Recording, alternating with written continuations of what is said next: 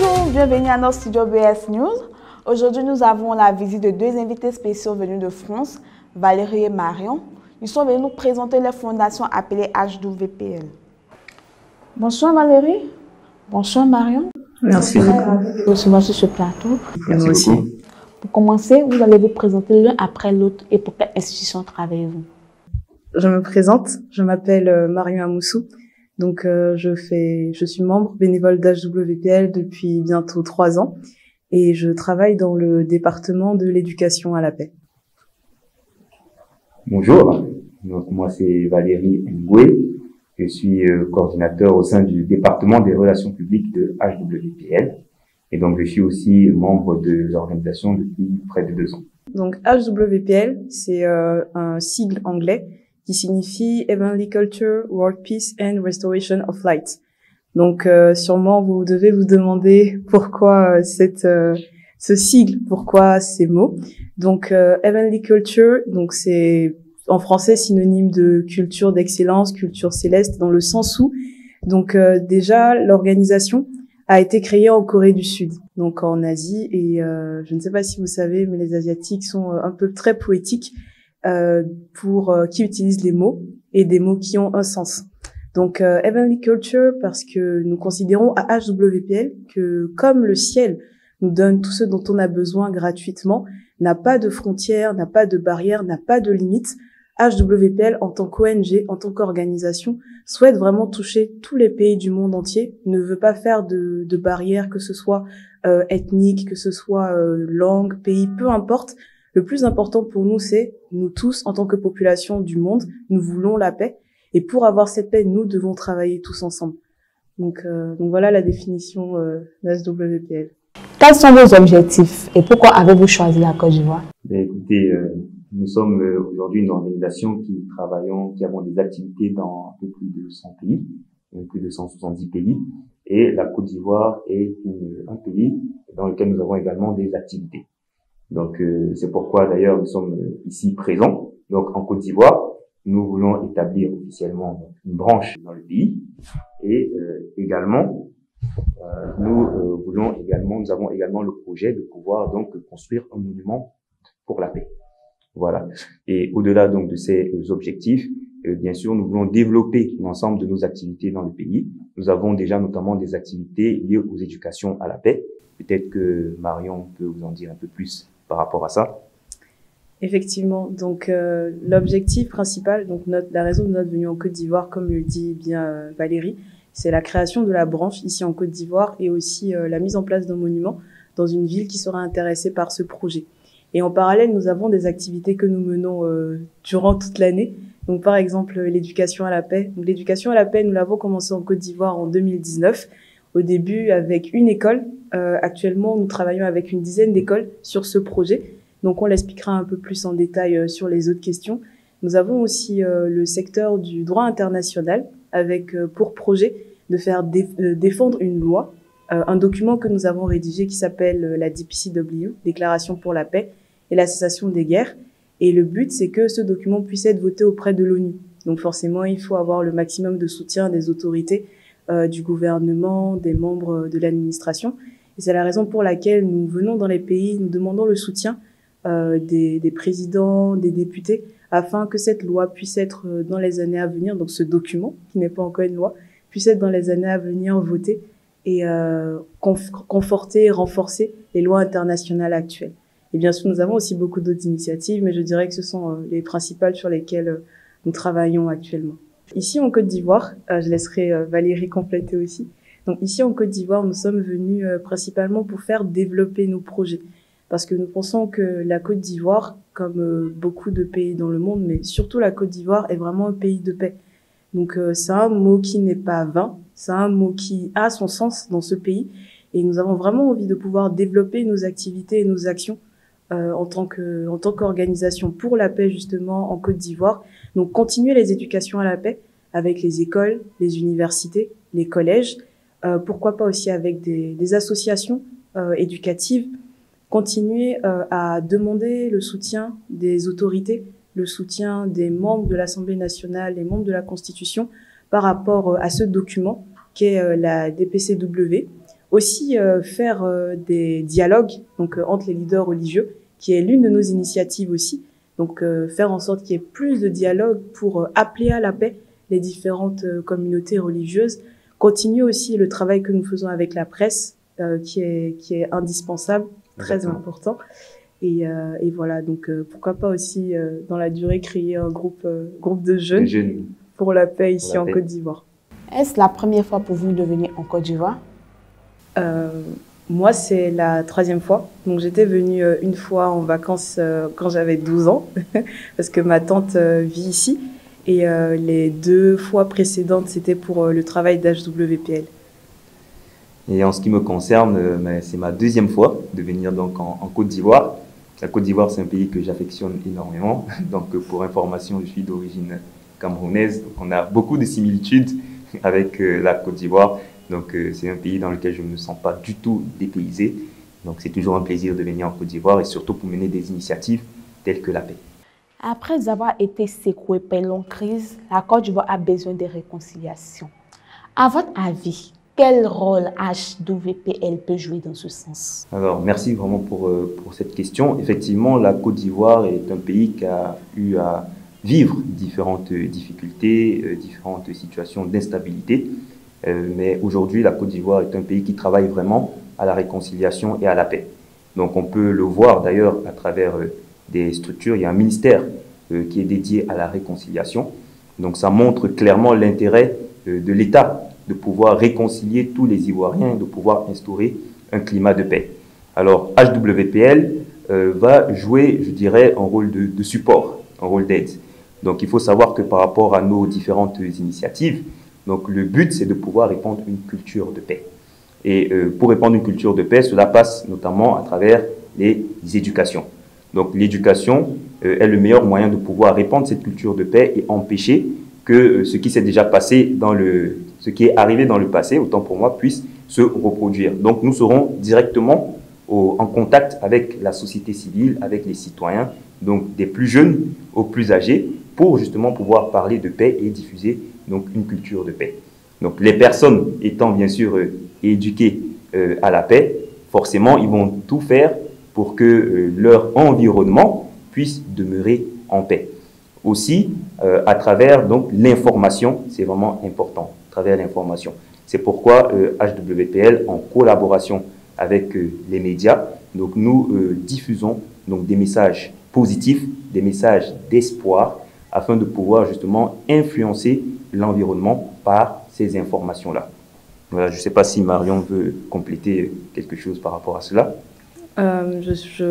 Tu as tout dit. Je rajouterai juste qu'effectivement, donc comme l'a bien dit mon collègue Valérie, l'objectif de toutes nos initiatives, c'est vraiment d'apporter la paix, de pouvoir servir aussi de médiateur et de donner de l'espoir. Parce que le terme paix est beaucoup utilisé, mais concrètement, nous avons besoin de faire beaucoup d'actions. Nous avons besoin de faire plus d'actions, plus de choses pour que cette paix puisse s'accomplir. Et aussi, tout le travail que nous faisons est directement lié à ce document dont je parlais précédemment, donc la DPCW, la Déclaration pour la paix et la cessation des guerres, parce que dans ce document, il y a 10 articles, et le 10e article parle de diffuser une culture de paix. Et pour pouvoir diffuser une culture, qu'est-ce qu'il faut faire? Il faut éduquer, il faut sensibiliser, il faut partager, il faut communiquer. Donc c'est la raison pour laquelle nous faisons tout ce gros travail d'éducation, au travers de l'éducation à la paix, mais aussi tout ce gros travail avec la presse, parce que pour être honnête, si nous n'avons pas la presse à nos côtés, tout ce que nous allons faire ne pourra pas porter, ne pourra pas être partagé auprès des personnes. Exactement. Donc concrètement, c'est un peu, je dirais, les objectifs clés du travail que nous faisons en Côte d'Ivoire et finalement un peu partout ailleurs. Avez-vous un modèle de réussite à offrir aux Ivoiriens? Un cas de réussite? Oui, bien sûr. Bien sûr, nous avons un cas de réussite. Nous savons que aujourd'hui, donc la Côte d'Ivoire travaille justement à consolider la paix. Aujourd'hui, après différentes périodes difficiles, et à l'international, on peut mentionner le cas de Mindanao. Alors, il faut savoir que Mindanao est une île de l'archipel des Philippines, et dans cette région, il y a eu 40 ans de guerre. Donc 40 ans de guerre issus de différentes situations, donc différentes revendications, que ce soit politiques, économiques et même religieuses. Donc en 2014, le président Lee, président d'HWPL, s'est rendu à Mindanao et des accords de paix ont pu être signés entre les différents partis. Et aujourd'hui, il y a la paix à Mindanao. Alors le travail ne s'est pas arrêté juste à signer des accords de paix. Il faut travailler continuellement pour que ce qui est arrivé ne puisse pas se reproduire. Et c'est pourquoi, à travers les éducations à la paix, donc HWPL a pu signer avec la commission dédiée à l'éducation aux Philippines, donc un accord pour que les éducations à la paix puissent être enseignées dans les différents établissements du pays. Donc il faut savoir que ça revient beaucoup, les éducations à la paix. Donc nous croyons que c'est vraiment la solution la plus innovante qui permet de diffuser une culture de paix et créer un environnement où il n'y aura plus de guerre. Qu'est-ce qui est le plus difficile dans la négociation ou dans la réconciliation des personnes? Entre la négociation et la réconciliation, ok, d'accord. Donc, entre la négociation et la réconciliation, nous pensons que la chose la plus difficile à mettre en place, ça va être la réconciliation. Parce que si on parle de réconciliation, ça veut dire qu'il y a déjà quelque chose qui a été brisé, il y a eu un problème, il y a eu une situation, et que là, maintenant, on veut essayer de le corriger, on veut essayer de le soigner. Donc vraiment, HWPL, quand on parle de cessation des guerres, on va aussi avoir un aspect prévention des conflits. Parce que par exemple, quand je reprends ce document qui est très important pour nous parce qu'il résume vraiment l'esprit dans lequel nous travaillons, il y a plusieurs articles, par exemple l'article 5 qui va parler de la prévention par rapport au conflit. Donc dans le sens où si on peut faire quelque chose, si on peut mettre en place quelque chose pour qu'il n'y ait pas de guerre ou pour qu'il n'y ait pas de conflit, faisons-le. Pourquoi? Parce que c'est toujours mieux de prévenir que de se retrouver à remédier. Dans le sens où il y aura déjà des personnes qui en auront souffert, il y aura peut-être même eu des morts, peut-être eu des blessés, peut-être des familles traumatisées. Donc dans ce cas-là, c'est mieux de venir avant, essayer de régler le problème à la source le plus rapidement possible, afin qu'il n'y ait pas à passer à l'étape de réconciliation. Donc c'est vraiment notre ambition. Nous savons qu'il y a des pays où le travail est à faire, dans le sens où on peut prévenir des choses qui veulent se passer ou qui sont sur le point de se passer. Mais il y a d'autres pays où les choses se sont déjà déroulées. Il y a déjà eu des guerres, il y a déjà eu des conflits. Donc nous n'allons pas venir dans la position de grand sauveur, ce n'est absolument pas notre ambition. Mais nous venons avec cette ambition, ce désir d'aider les populations, d'aider la société civile, d'aider le gouvernement aussi, d'apporter ce que nous connaissons, ce que nous savons, c'est-à-dire la paix. Le désir que les personnes puissent vraiment vivre en harmonie, puissent se respecter les uns les autres et qu'on puisse créer au fait une société où il n'y aura pas besoin d'avoir constamment des négociations, des réconciliations, mais vraiment une société pérenne où la paix ne serait plus un mot, mais serait une attitude de tous les jours. Selon vous, que signifie la paix? Qu'est-ce que signifie la paix? La paix, ça veut dire beaucoup de choses. Mais je pense Marion en dira un peu plus. Vous savez, le président Houphouët-Boigny disait que la paix, c'est un comportement. Donc, au-delà des mots, je pense qu'elle développera un peu plus à ce sujet, il faut des actions. Donc, ça ne sert à rien de dire la paix, mais qu'est-ce qu'on met vraiment en pratique pour qu'il y ait la paix? Donc, la paix, c'est au quotidien, il faut mettre en pratique des actions pour qu'il y ait vraiment la paix. Après, bien sûr, on parle donc d'une culture de paix, c'est même la vision de HWPL, c'est pouvoir instaurer une culture de paix. Je te laisse dire un peu plus, je pense que tu es plus inspiré. Écoute, tu l'es tout autant, mais je vais essayer. Donc effectivement, la paix, c'est un mot qui est énormément utilisé. On l'utilise beaucoup. Peu importe le pays, on va toujours parler de paix.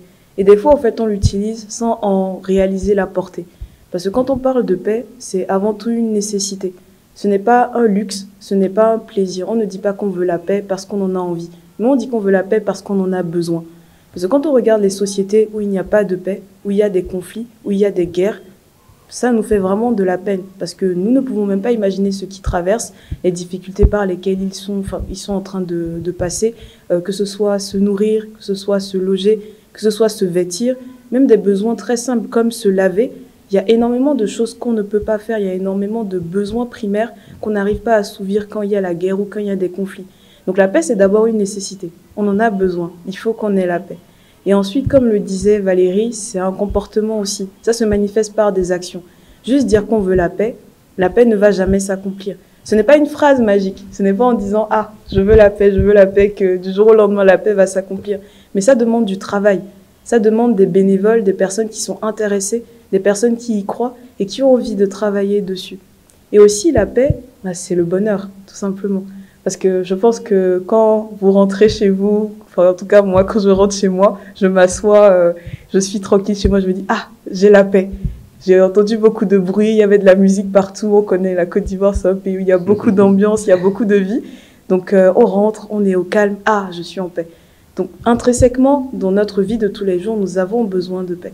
Donc c'est quelque chose dont on a besoin, c'est quelque chose qui nous rend heureux. Donc on ne peut pas être en paix seul. Mais c'est dans la société dans laquelle nous vivons, dans la communauté dans laquelle nous sommes, que nous pouvons avoir la paix. Donc c'est un peu comme ça, de notre modeste contribution, que nous définissons la paix. Pourquoi la paix est importante pour notre société? Donc, en discutant une fois avec une personne, elle a donné une définition très simple. Elle a dit que la paix, c'est notre quotidien. Donc c'est ce dont Marion parlait tout à l'heure en fait. C'est-à-dire que dans les choses les plus basiques, s'il n'y a pas la paix, on ne peut rien faire. Juste sortir de chez soi, aller acheter une baguette de pain ou amener notre enfant à l'école. Mais s'il n'y a pas la paix, s'il y a des conflits, cela n'est pas possible. Donc en fait, la société a besoin de paix pour que tout simplement, chacun d'entre nous, nous puissions vivre au quotidien. C'est tout simplement ce que je pourrais dire. Je suis totalement d'accord.